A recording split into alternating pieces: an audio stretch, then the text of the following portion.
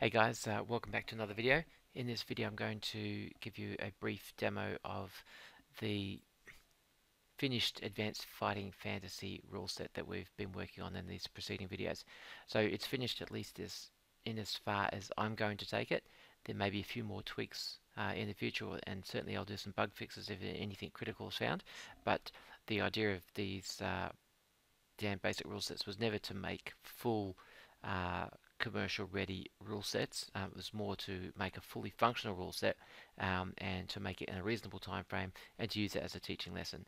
Um, so this one's finished. So it's based on the Advanced Fighting Fantasy system by Steve Jackson and Ian Livingston from way back in the 80s. So let's start with our character. We've got a character here, Go Journey. Good description, sex, race, age. So these are all obviously just descriptive, our normal token fields. We've got skill, stamina, luck, magic, and magic points, and these are the key statistics for your character. Not every character will have magic or magic points, but every character will have skill, stamina, and luck.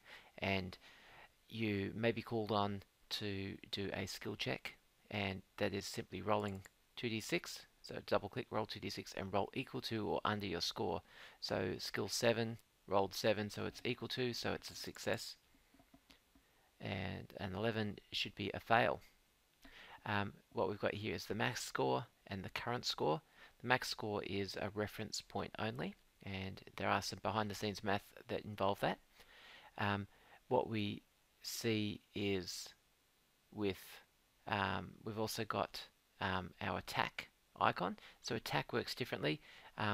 When you test your skill, you're rolling equal or under. When you are doing an attack roll, you're aiming for a high roll.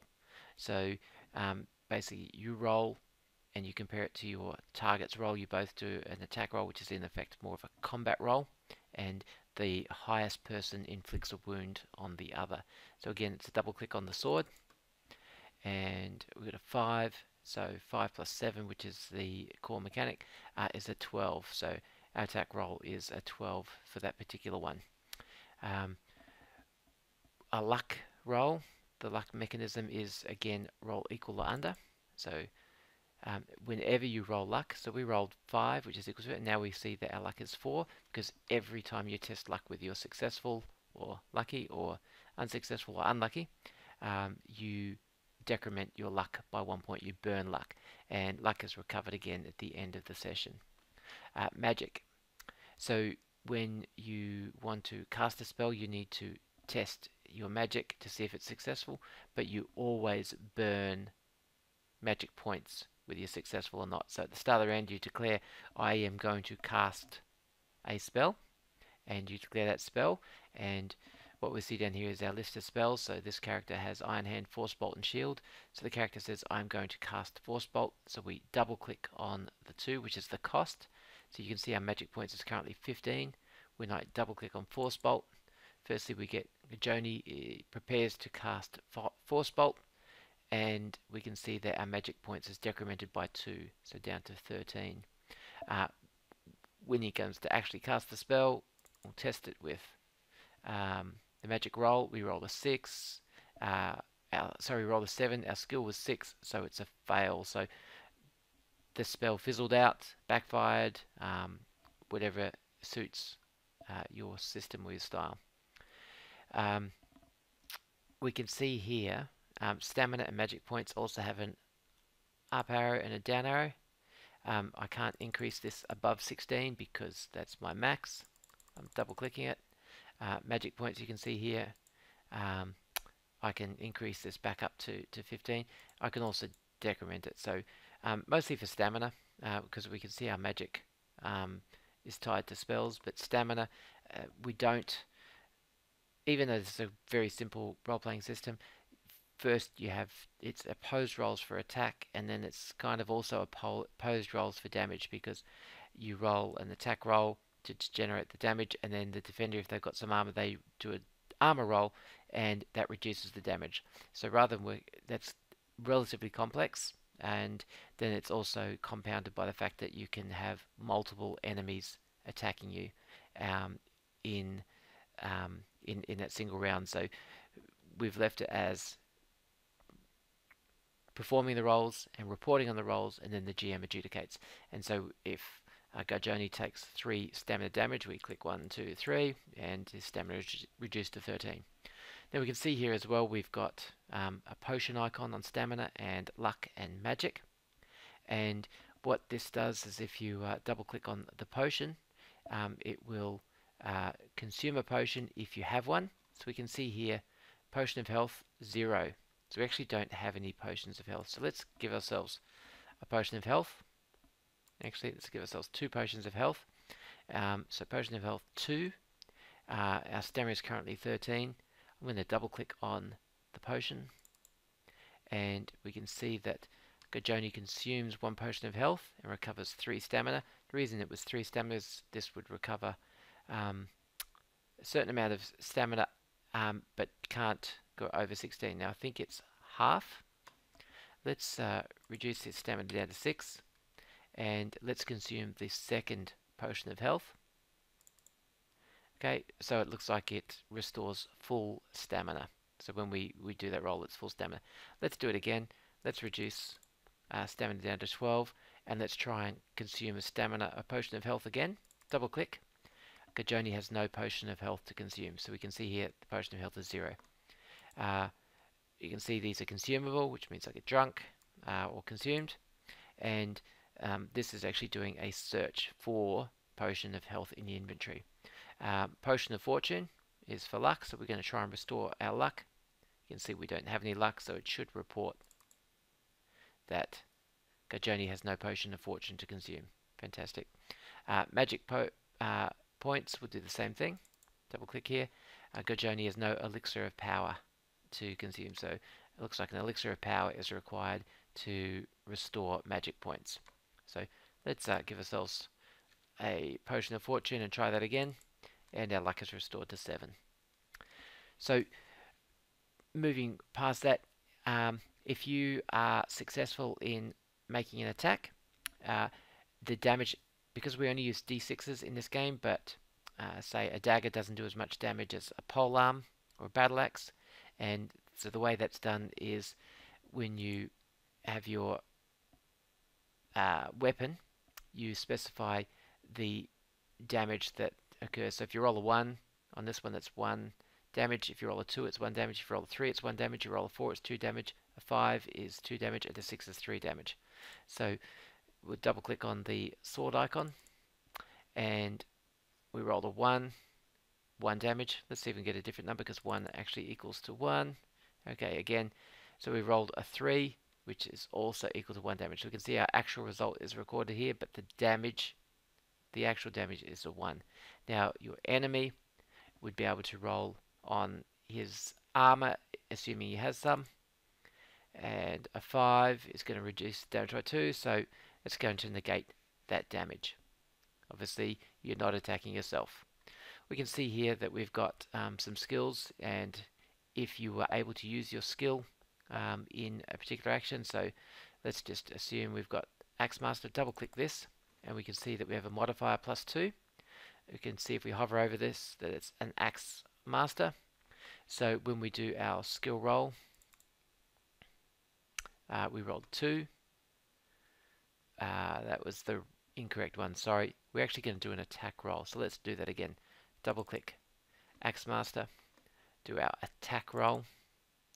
We rolled a 6 and a 3, so we've got 9 plus 7, which is the mechanic, plus the 2 from our Axe Master. We got an attack roll of 18, so it's a pretty good attack. We've got some other items down here in equipment. So a flask of oil, again it's a consumable. I've just set that back to 1. We double click on the flask of oil. Gajoni uses a flask of oil, it's consumable. I try and do it again, and I have no flasks of oil left. I've got a rope. The rope is not consumable, so when I double click on the rope, it just says Gajoni uses rope. And there's also, so let's give ourselves some provisions. We've got 4 provisions. You can eat food to recover stamina, and you can eat 1 set of provisions or 1 unit of provisions to restore 2 stamina. So let's try that. Down from the provisions goes from 4 to 3, and stamina went from 12 to 14. We could do that again. It's up to 16. Let's do it one more time. Interesting. Okay. He eats some provisions and recovers stamina. So that's not a truly accurate representation of what happened, because we can see our stamina caps out at 16 and it didn't go past 16. So it was already at 16 from the previous one. Rest is what happens at the end of the day. So let's decrement some things here. So we've lost some magic, we've lost some luck, we've lost some stamina. If we double click rest, Gajoni rests overnight and recovers stamina and magic. So we got some stamina back and we got some magic back. Let's drop these numbers right down, 5 and 5, and we'll try that rest again. And we can see that we only recovered 4 stamina, which is part of the mechanics. So 2 from the rest and 2 from so I think this actually consumes a provision as well. I have to double check that. Our magic was fully restored and nothing happened on our luck. Now I believe that if we do an end of session recovery, I'm holding down the control key and double clicking on rest again, and this time stamina is restored, luck is restored, magic is restored, everything is restored back to full health at the end of an adventure. So Gajoni recovers full health after a tough adventure. That's holding the control key when I double click the rest icon. Let's have a quick look at the combat tracker. We can see here the GM combat tracker. We've got several actors in here. We've got Gajoni and the Necromancer. If we expand attacks, we can see here that Gajoni has 7 skill and attack roll, 16 stamina, 7 luck, 6 magic score, and 15 points. Now, Advanced Fighting Fantasy is often played as a solo game. So, unlike most rule sets, we can do the full actions for the character when you're the GM only from the combat tracker. So you can see that skill, stamina, luck, magic points are all here. Skill, stamina, luck, magic points, and of course our attack roll, which is the sword icon here. So let's do an attack roll, a skill roll. Let's do a luck roll because we can see it decrement. So our luck goes from 7 to 6 here in the combat tracker and also on the character sheet. Sorry, down to here to 6. If we decrement our magic points down to 10, the same thing happens over here. Magic is decremented to 10. Our attack rolls, for space reasons, we don't have all the damage dice listed here. You can of course still see them by clicking on the link, but when we roll a short bow, 2 is equivalent to 2 damage. We can see here a short bow, a 2 is 2 damage. Okay, and again, leather jerkin, the same thing. So our weapons or our attacks and our armor. And we've also, if we click on the spell book, we can see here Iron Hand, Shield, and Force Bolt. There are our spells. If we cast a Iron Hand spell, our magic points is decremented to 9, and Gajoni prepares, because remember he's got to actually prepare and expend the spell points or the magic points, and then do a magic roll, which is successful, so the Iron Hand spell is good. Now we can see that our Necromancer is exactly the same. We've got all our stats across the top, and we've got shortbow, axe, and leather jerkin. Typically your NPCs are going to have far less attacks than armor, and same with spells. If they've got spells, they're typically going to have far less of them. So when the Necromancer does an attack, sorry, this is just a skill check. Do an attack roll. Okay, 8 plus 7, 15. If he's going to cast a spell, that's successful. So we can see you can do all of those actions from here. And of course, we've got all the standard icons. We've got targeting. So click on the target one. We can see that Cajonia is targeting the Necromancer. We can clear that target. Can drag it back on again. We've got space and reach, which is just default. And we've got effects. So at the moment, effects are primarily just for tracking, recording, poisoned or things like that. There's no mechanical impact from effects in this rule set at this time. And of course, we can expand everything the same as all the normal core RPG features. And we can also view our Necromancer. Our Necromancer, it's a cut down character sheet. Actually has very close to everything on the character sheet. You can see here we've got some items, treasure, gold and silver coins, equipment. This stuff like a rope can be dragged onto the character sheet if you pull for the body. And we can see here that NPCs don't actually have any luck score. So although luck is listed here, that's just an artifact of the system. The NPC won't actually have any luck recorded because they don't have any luck in here. If you want to build out a library, you can of course add your equipment, spells, skills, armor. You can add all those items here in the game system. If you're creating a module, you can use export, and you can see that weapons, spells, skills, all those and our items or equipment are all listed in there. So you can build up your favorite adventures. You can role play through Port Blacksland, the City of Thieves, or whatever adventures you wanted to with this system. There's the player view. The character sheet will look identical. So if you're actually running a game with multiple players, you've got a GM and players. Their combat tracker is very simple. It basically just shows whose turn it is next and targeting information. Whereas if you're playing a solo game, the GM needs to be able to roll for everybody. So we have a full-featured combat tracker when you're the GM. I hope you get to give the system a run.